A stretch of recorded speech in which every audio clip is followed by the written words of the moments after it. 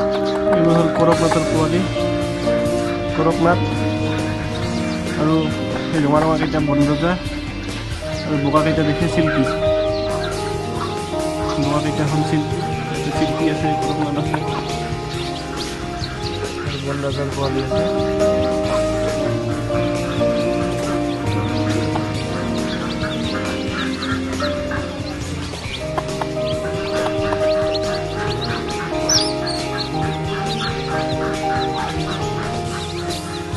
পাইছে আপোনালোকে।